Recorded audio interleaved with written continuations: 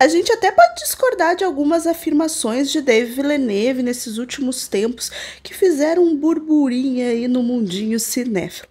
Mas a gente não nega que o bichinho sabe fazer um filme bonito, sabe entregar cenas de ação, um sci-fi primoroso e deixar a gente com aquele gostinho de quero mais, porque Duna Parte 2 é isso, é a gente querer ainda mais entrar neste universo, através da visão que o Villeneuve tem para essa história.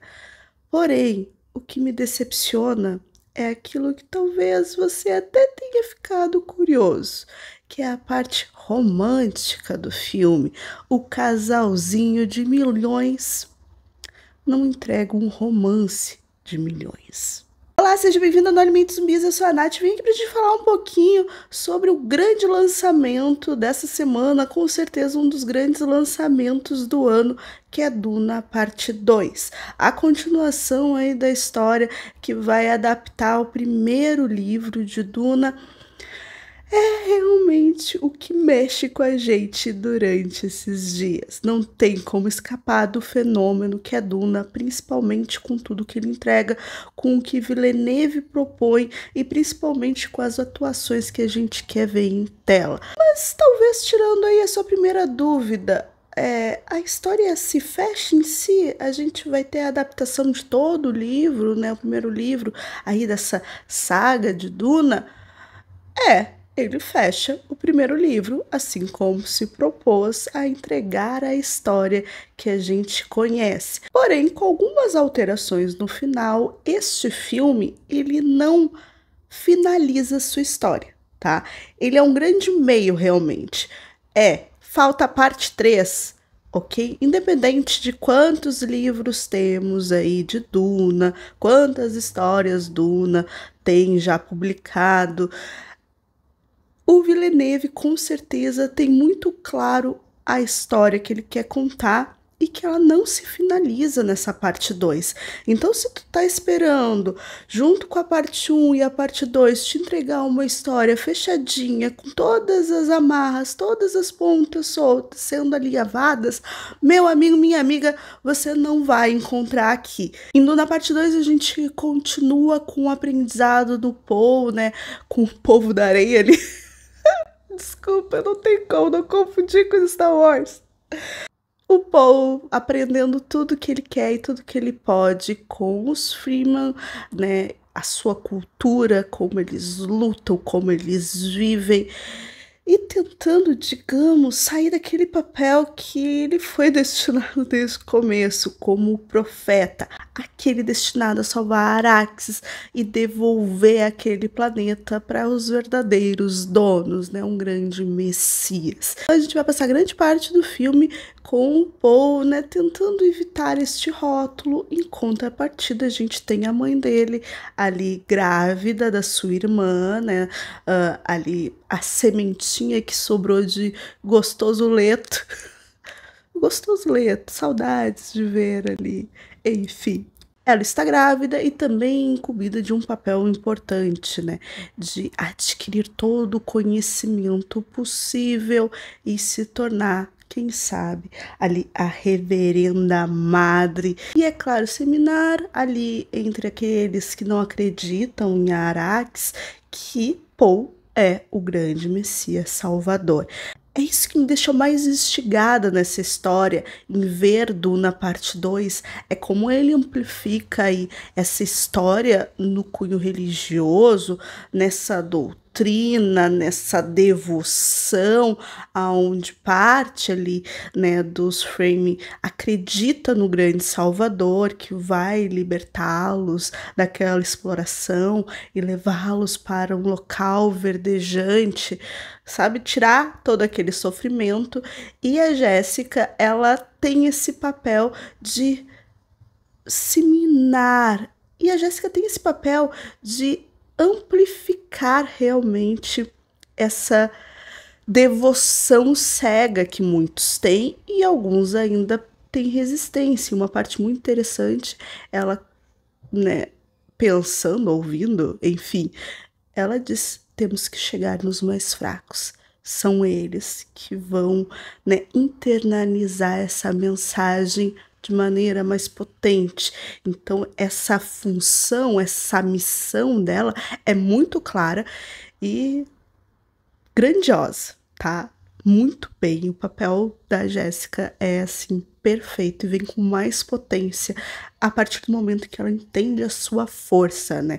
Ela, como uma Bene Gesserit, é interessantíssimo como ela usa a voz e tudo o que tem de místico, de mágico, né? Como chamam ela de bruxas, e essa sociedade, sabe? Infiltrada e que tem grande força política, toda essa função, o quanto a Arax é importante na geopolítica desse império, é assim destrinchada, colocada em tela de uma maneira extremamente palatável. Tudo aquilo que diziam do primeiro filme, que ele era contemplativo, parado, aqui a gente tem muita força, muito movimento. E, sinceramente, se minha bunda não doesse, eu queria umas 6 horas direto dessa história, sabe? Para compreender essas movimentações em tela da maneira que o Villeneuve faz, porque é muito bom. Essa parte 2 ela tem a sua temporalidade muito bem definida a partir da gravidez da Jéssica, né? Então a gente sabe exatamente quantos meses esse filme se passa. A gente tem um voice-over da Princesa Irulan, vivida ali pela maravilhosa Florence, mas ele não tá ali para te explicar, te fazer um resumo do que aconteceu no primeiro filme. Ele só te situa basicamente onde você tá e tu percebe que o filme começa exatamente do ponto que ele terminou lá no primeiro e ao longo ali basicamente de 8 meses pro Paul se aceitar aí como este profeta, compreender que as suas visões e a sua voz, os ensinamentos que ele teve da sua mãe, eles precisam ser amplificados e precisam ser internalizados realmente. Ele precisa aceitar essa jornada de um Messias, sabe? Que é humilde, que não se vê naquela posição.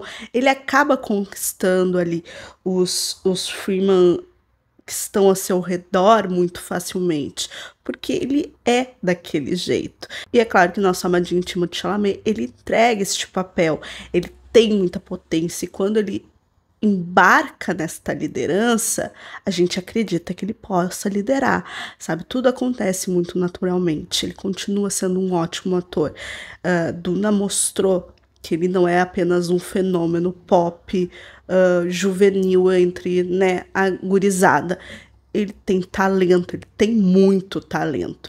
E o Villeneuve coloca ele nessas situações e o olhar, o jeito, às vezes o receio e a força, que acreditamos num Paul humilde e num Paul líder, num Paul messias, e independente do que isso vá levar no final. Só que toda essa ligação do Paul, né, com a cultura Freeman e tudo que ele vai aprendendo, tá muito ligado à personagem ali da Shane vivida pela Zendaya, e quando eles estão nessa dinâmica de batalhas, nesse pequeno confronto, né, que eles fazem com o arsenal dos inimigos, que eles conseguem levar isso muito bem, essas tomadas, esse fronte da batalha, eles parecem que estão fazendo uma valsa, uma dança. Eles têm uma coreografia muito boa, tirando, é claro, as grandes cenas de luta que são maiores neste filme e tem um impacto muito bom que é essa coisa direta, sabe? Esse confronto direto entre os Freeman e né, os soldados ali dos Harkonnens fazendo tudo o que a gente vê. E os dois, né, tanto ali o personagem do Timothée e da Zendaya, eles fazem isso muito bem. Só que na parte romântica, que realmente é aquilo que a gente queria ver lá desde no primeiro, quando ele tem aqueles devaneios, os sonhos, as visões, né, enfim, como a gente chama, era tudo muito poético, muito bonito, muito solar, aquela poeira, a especiaria voando, transformando aquela nuvem de areia em uma coisa quase dourada, uma joia, e ela, né, naquele meio, deixava a sensação de tipo, vem aí o romance do século, o casal do milênio, era isso que a gente queria. Só que a química dos dois não é tão boa assim. Só que a química dos dois, como um casal, realmente, naquele envolvimento, naquela primeira amizade, confiança, carinho, respeito, aí sim uma relação, eu gosto da construção. Ela não é forçada, tipo, já vamos tacar eles se beijando no começo. Não, existe uma jornada de conhecimento e de respeito que ela precisa adquirir dele, não vindo, né? Não é o caso ele. Ele a gente já sabe que é apaixonado por ela desde o primeiro minuto de Duna parte 1, tá? Os sonhos dele, as visões, ele já mostra essa paixão. Só que tem essa contrapartida dela conhecer ele. E daí, tem algumas ceninhas que não digo que é vergonha alheia. E talvez eu entenda o porquê que o Villeneuve não gosta de diálogos. Porque é nessas partes, assim, de diálogos um tanto mais íntimos entre os dois personagens que a gente vê que não ficou tão bom ali vindo dele, sabe? Fica um tanto quebrado, não fica natural. O beijo, o envolvimento não é de tirar teu fôlego, não é de você imaginar que eles são realmente o casal. Talvez numa terceira parte agora isso mude, mas acho muito difícil, tá? Eles separados, muito bons nas suas jornadas, são ótimos. A Zendaya tem uma jornada ali e no final fica muito bom que é escolhido, que é alterado em relação a ela pelo Villeneuve, que eu gosto, que eu compro, eu quero aquilo. Só que os dois juntos, não sei se você vai se agradar ao ver. A gente tem alguns personagens que já estavam, né, desde o primeiro, como o Javier Bardem. Ele é a personificação daquele guerreiro, daquele líder, mas que ele é cego em tentar acreditar de que realmente o Paul é esse Messias.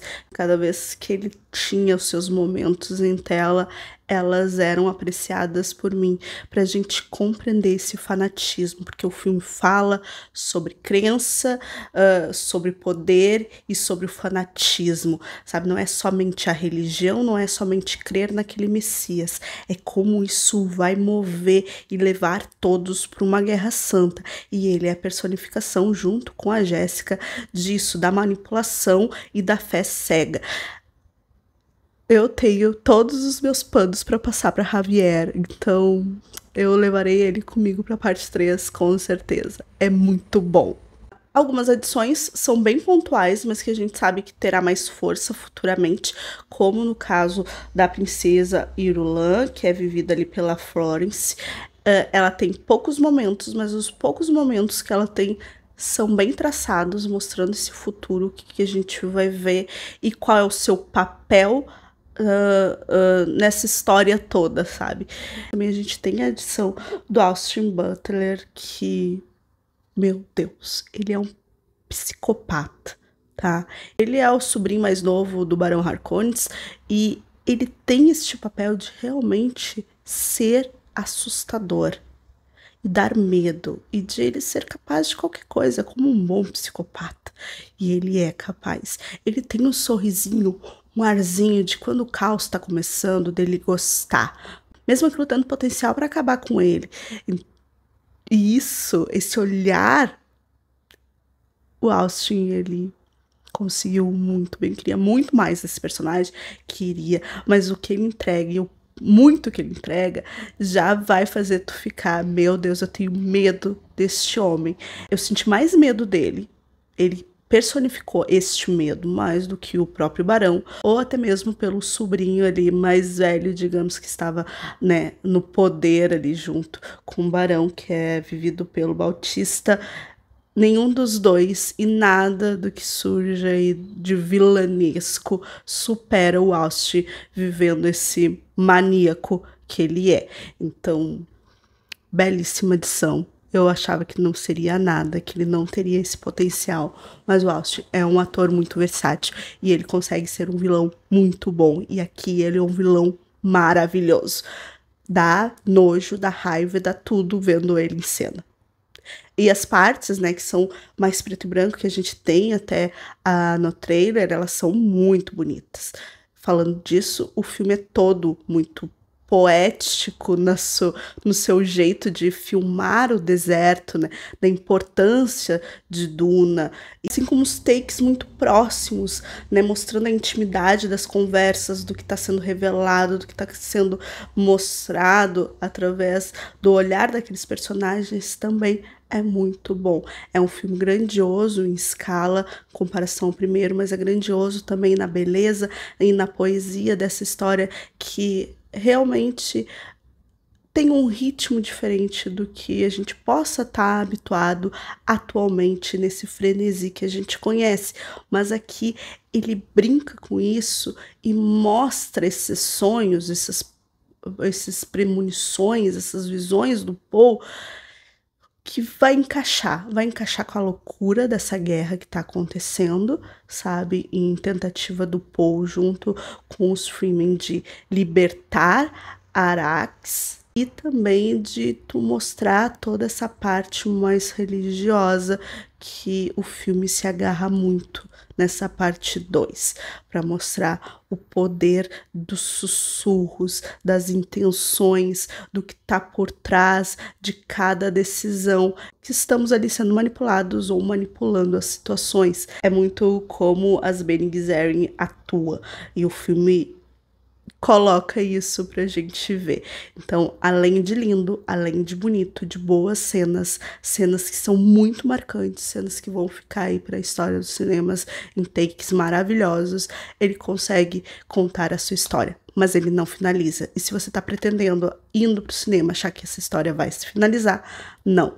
Ela altera muitas coisas, não muitas, mas altera algumas coisas no final do livro de Duna e encaminha aí para essa história que o Villeneuve quer continuar contando. Então, sim, vamos ter parte 3. É impossível não ter parte 3, porque se acabar nessa parte 2, vai ficar bem estranho, vai tirar o clima totalmente, porque não é uma história que foi finalizada. Queria trazer esses pontos, falar um pouco de Duna e te contar que realmente você precisa ir assistir esse filme no cinema que estreia agora dia 29 de fevereiro. É um dos grandes filmes do ano, com certeza vai ser lembrado até o final de 2024 e você precisa estar na onda aí junto, né, com Timothée Zendaya e esse grande elenco, porque eu quero mais de Duna e eu tô vendo a hora de rever esse filme novamente.